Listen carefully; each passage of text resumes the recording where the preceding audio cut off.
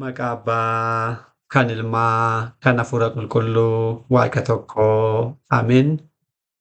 Ifamaa fi tolummaa isaa nuuf baay'isee Waaqayyo Abbaan keenyaa akka baay'ina cubbuu keenyaa osoo hin taane akka tolummaa fi dhiifama isaatti eegee tiksee hanga isaa kanaatti kan nu ga'e qulqulluu kan ta'e maqaan isaa guddaa kan galatoomee fi kan ulfaatee nuuf haa ta'u. Sagalee kana kan dhaggeeffattan maatiiwwan Waaqayyoo ijoolleen haadha keenya qulqulleettii Dubroo Maariyaam bakka adda addaa kan jirtan hundumti keessan maqaa gooftaa keenyaa fayyisaa keenyaa Iyyasuus Kiristoosiin nagaan isin gaafadhaa. Akka isaatii bakka jirtanitti akkam bultanii, akkam ooltanii, akkam galgaleessitanii.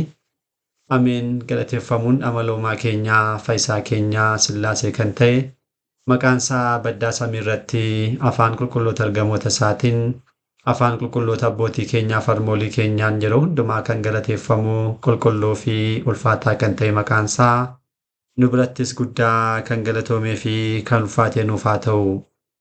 Deessuu gooftaa keenyaa haadha hunduma keenyaa qulqulleettii Dubroo Maariyaam qulqulloota ergamoota Waaqayyoo qulqulloota abbootii keenyaa farmoolii keenya hunduma isaaniidhaafis akka kennaa isaaniitti galannii fi ulfinni guddaan isaaniif haa ta'u. Egaan maatiiwwan Waaqayyoo koorsii keenyaa koorsii dubbii Kiristoosiin boqonnaa 5ffaa jalqabnee barachaa akka jirru ni beekama. Egaan boqonnaa 5ffaadhaan guyyaawwan darban kutaa 1ffaadhaa fi 2ffaa ture kan baranne. Keessumattuu guyyaa darbee kutaa 2ffaa barumsa kanaa kan ta'uun bara foonummaa gooftaa keenyaa fayyisaa keenyaa Iyyasuus Kiristoos kan jedhu ture. Kan ilaalle egaan walii yaadachiisnee darbuudhaaf bara foonummaa jechuun galanni isaaf haa ta'utii gooftaan keenyaa fayyisaan keenya Iyyasuus Kiristoos nama ta'uu isaarraa dhalachuu isaarraa kaasee hanga du'aa ka'uu isaatti kan jiru akka ta'e yeroowwan bara foonummaa kana keessa gooftaan keenyaa fayyisaan keenya Iyyasuus Kiristoos hojiiwwan baay'ee hojiiwwan gosa adda addaa akka inni itti raawwate dubroorraa dhalatee kana booda akka daa'imaatti amma waggaa 30tti guddatee umurii waggaa 30tti gara Yordaanos deemuudhaan harka garbicha isaatti cuubame kana booda ni soome diiyaabiloosiin qorame duuka bu'aa filachuudhaan isaan deeme barsiise akkuma isaan gidduu taa'uudhaan isaan wajjin nyaatee isaan waliin dhugee ni dadhabee ni rafee waa'ee isaaniif kadhatee gidduu isaanii dhaabbachuudhaan bakka addaan bu'ee beenyaa addaam raawwachuudhaaf jecha hojii araarsummaa raawwachuudhaaf jecha jechuudha. Amma du'aa ka'us amma fannifamee amma du'ee du'aa ka'utti hojiiwwan araarsummaa raawwate. Innaa yeroowwan kun maal jedhamu bara foonummaa jedhamuudhaan beekamu jenneerra. Akka walitti nu jalaan buune bara foonummaa jechuudhaa fi bara tewaahidoo jechuun adda addummaa qaba. Bara tewaahidoo jechuun tewaahidoon kan bara baraati. Gooftaan keenyaa fayyisaan keenya Iyyasuus Kiristoos foon namaa fudhachuudhaan tewaahidoo kan raawwate gadameessa dubrooti kaasee yeroo kanatti dhaabbatan jedhamu. Tewaahidoon kan bara baraati. Guyyaa har'aas gooftaan keenya foon keenyaan tewaahidoodhaan kan jirudha. Iyyasuus Kiristoos jechuun mataansaa qaama lamarraa qaama tokko amala lamarraa amala tokko kan ta'edha jennee dursine akkuma baranne jechuudha. Innaa gooftaan keenya du'aa kan ka'e foonuma keenyaan du'aa ka'e. Foon inni ittiin du'aa ka'e kun garuu foon haaraadha. Akkasa kan duraa sana miti. Innaa guutummaatti gooftaan keenya bara foonummaa isaa keessa yookiin immoo dubroorraa nama ta'uu isaarraa kaasee hanga du'aa ka'uu isaatti kan inni raawwate hojii araarsummaa jedhamu. Hojiiwwan araarsummaa kun al tokkoof kan raawwatamanidha. Yoomuu taanaan irra kan hin deebi'amne. Al tokkoof gooftaan keenya nama ta'uudhaan kan raawwatedha. Tewaahidoodhaan foon keenya uffatee kan jiraatu garuu kan bara baraatti tewaahidoon. Kanaafuu kun lamaan adda ba'uu qaba. Tokkos inni fannoo irratti ni raawwate kan jedhu hojiin araarsummaa kun bakka addaan bu'uudhaan ilmi Waaqayyoo gidiraawwan kana hundumaa kan arge nama fokkaachu nama ta'uudhaan kan hundumaa kan taasise kan beela'e kan dheebote kan nyaate kan rafe kan kadhate hojiin araarsummaa kun hundumtuu ni raawwate jechuu akka ta'e baranneerra ni raawwate kan jedhu kun isaan kun hundumtuu ni raawwatanidha. Kana booda Yesuus Kiristoos hin beela'u, hin nyaatu, hin dhugu, hin dadhabu, akka isa duraa osoo hin taane hin kadhatu, hin araarsu, akka kan duraa sana miti jechaadha. Inni kun special time yeroo addaa yeroo addaa jedhamuudhaan ilmi waaqayyoo al tokkoof kan bara baraaf jiraatuudhaaf kan inni raawwate jechuudha. Innaa barri foonummaa isa kanadha. Innaa bara foonummaa kana keessa gooftaan keenya wantoota baay'ee raawwachaa tureera. Guyyaa har'aa kana boqonnaa 5 kutaa 3ffaadhaan kan ilaallu sababootaa fi kaayyoowwan hojiiwwan gooftaan keenya bara foonummaa keessa raawwatedha. Kanaafuu isaan kun kallattii kamiin ilaalamu kan jedhu barumsa kanaan kan barudha kan ta'u abbaan icciitii gooftaan keenyaa nu gidduutti argamee icciitii isaa ibsee nu barsiisuun fedhaa fi eeyyama isaa nuuf haa ta'u. Egaan sababootaa fi kaayyoowwan hojiiwwan gooftaa keenyaa bara foonummaa yeroo jennu gooftaan keenyaa fayyisaan keenya Yesuus Kiristoos galanni isaaf haa ta'uti. Haadha isaa dubroorraatu dhalatee waggoota dachee deddeebi'aa ture. Yeroowwan foonummaa isaa sana keessa wantoota baay'ee raawwateera. Wantoota baay'ee raawwateera. Raawwii qofa miti immoo dubbiidhaanis wantoota baay'ee dubbateera. Kan inni dubbate kun kan inni raawwachaa ture kun wangeelonnis akkasumas kitaabileen kakuu haadhaa warreen biroon kitaabileen abbootii keenya bara adda addaatti barreeffaman hojiiwwanii fi dubbiiwwan inni bara foonummaa keessa raawwateedhaaf hojjete kana hamma ta'e qabatanii ni argannaa jechuudha. Salphaadhumatti akka fakkeenyaatti wangeela kan dubbisnu wangeela Maatewos, wangeela Maarqos, wangeela Luqaas, wangeela Yohaannisitti kan dubbisnu gooftaan keenya hojiiwwan baay'ee akka inni hojjete barraa'ee jira. Kan itti dabalataan immoo dubbiiwwan dubbachaa ture dubbiiwwan baay'een barraa'aniitu ni jiru jechuudha. Innaa isaan kana kitaabileen qulqullaa'oon yaa'u hunda isaa kan gooftaan keenya raawwate miti xiqqoo qabataniitu ni argamu jechuudha. Innaa gooftaan keenya gara addunyaa kanatti kan dhufe waaqummaa isaa osoo hin gadhiisin nama ta'uusaa yaa'u dursinee baranneerra waaqa ta'uusaa ibsuudhaaf egaa wantoota baay'ee raawwateera.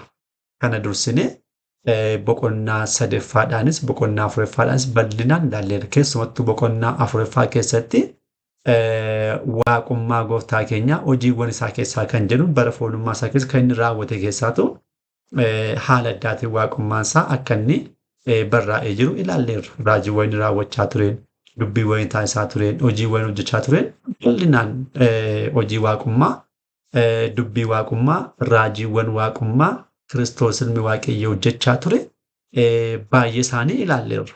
Innaa isaan kun hundumtuu waaqummaa isaadhaaf ragaa ta'uu isaanii yaa'u dursinee boqonnaa sanaan ilaalleerra jechaadha. Waaqummaa isaa kan ibsan qabxiiwwan baay'een wantoonni baay'een barraa'aniiru. Kan inni dubbate barraa'aniiru. Akkasumas hojiiwwan isaa baay'een barraa'aniiru. Hojiiwwan waaqummaa isaa ibsan kanarraa addatti immoo waa'ee isaadhaaf kan barreeffaman innis kan hojjetee fi kan dubbate kan biroonis immoo ni jiru. Wangeelaa akkuma dubbisnu dursinee boqonnaa 4ffaadhaan kan baranne sana waa'ee waaqummaa isaadhaaf kanneen ibsan sana alatti immoo kan biraan dubbiiwwan isaa, hojiiwwan isaa wantoonni baay'een immoo ni jiru. Waaqummaa isaa kan hin ibsine jechuudha.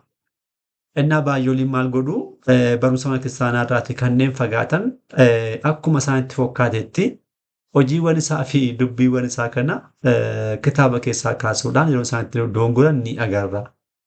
Maal gochuudhaan fakkeenyaaf walitti bu'achuudhaan kan waaqummaa isaa ibsuudhaaf kan biraa kaasanii kunoo kun akkasii kun immoo akkas jechuudhaan yeroo isaan ittiin gufatan loottuu sibaat waa'ee waaqummaa isaa gannuudhaaf hojiiwwan waaqummaa isaa ala jiran kan yeroo isaan itti caqasan ni jiraata jechuudha. Kun wallaalummaa ta'uu danda'a.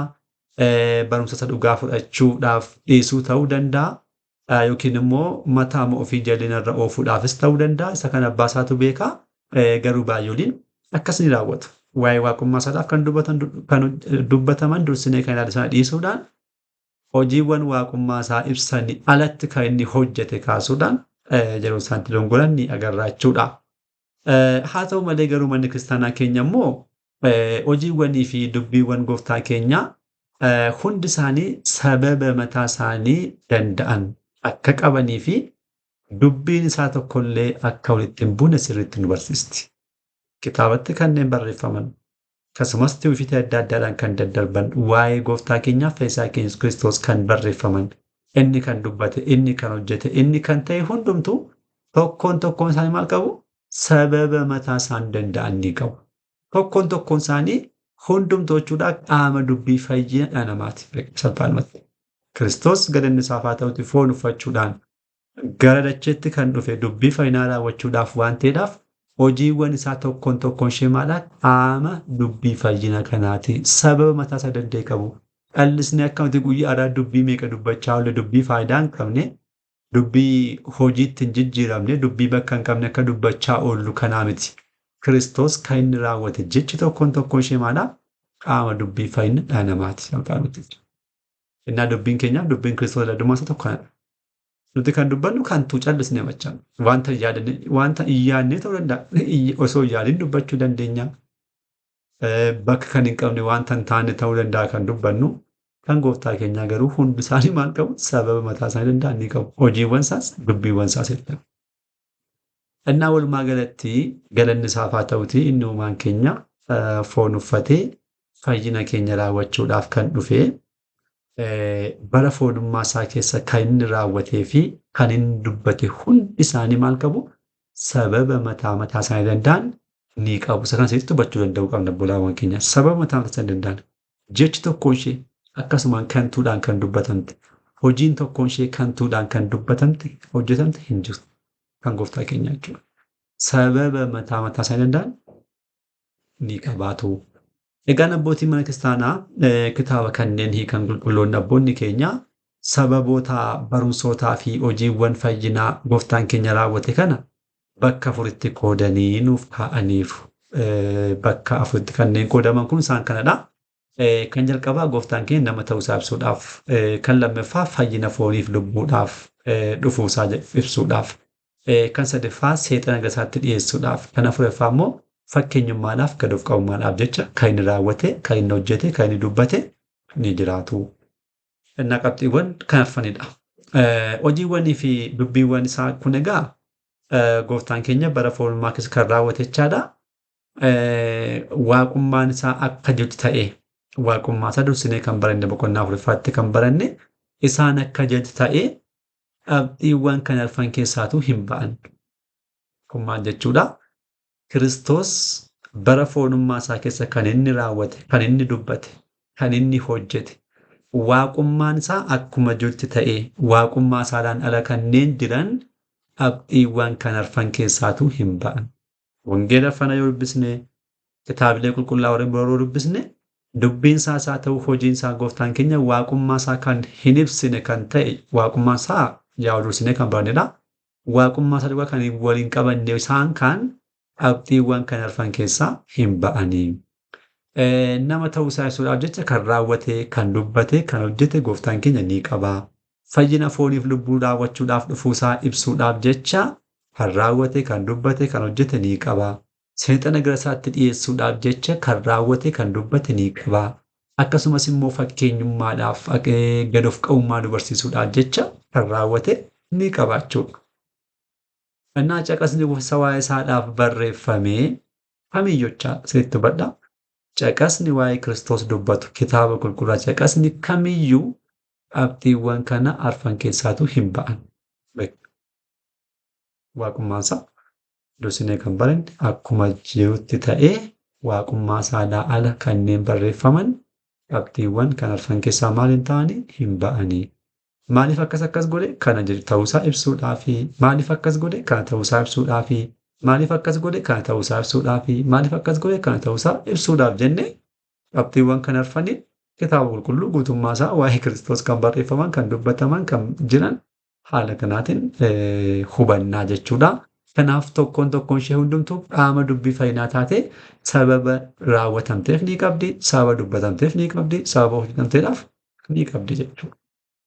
Innaa barumsa kanaan inni guddaan barachuudhaaf kan jiru kanadha jechuudha salphaadhumatti. Gooftaan keenya kan dubbate, kan hojjete, kitaabileen wangeelan isaa ta'u kitaabileen biroo qabatanii kanneen jiran kallattii kamii ilaalu, sababoonni isaanii maaliidhaafidha, kaayyoo maalii qabu kan jedhu kaayyoon inni guddaan boqonnaa kana qabxiiwwan kanadha jechuudha. Qabxiiwwan kan arfan boqonnaa kanaan bal'inaan ni baranna jechuudha. Qabxiiwwan as tarreesse kan arfan jechuudhaan nama ta'uusaa ibsuudhaa fi maal raawwate gooftaan keenya kan jedhu kitaaba qulqulluutti kanneen barraa'an Waantonni baay'een nama ta'uu isaansuudhaaf gooftaan keenya kan raawwate, kan dubbate, kan hojjete ni qaba. Fayyina fooniif lubbuudhaan raawwachaa akka jiru ibsuudhaaf jecha kan dubbate, kan raawwate, kan hojjete ni qaba. Seexana gara isaatti dhiyeessuudhaaf jecha gooftaan keenya kan raawwate ni qaba. Fakkeenyummaadhaaf gad of qabummaadhaaf jechas kan raawwate, kan dubbate, kan hojjete ni qaba. Kennaa wangeelaatti kanneen barreeffaman waaqummaansaa akka jirutti ta'e qabxiiwwan kana arfan keessaa hin ba'an jechuudha.